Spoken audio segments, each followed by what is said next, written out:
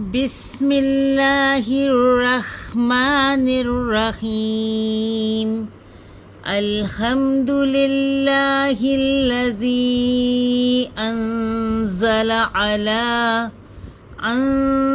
على عبده الكتاب ولم يجعل له عوجا قيما لينذر بأسا شديدا من لدنه ويبشر المؤمنين الذين يعملون الصالحات أن لهم أجرا حسنا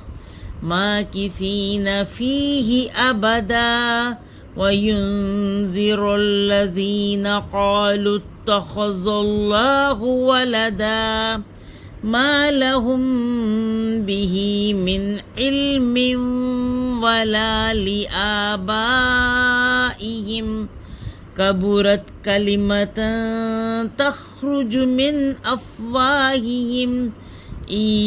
يقولون إلا كذبا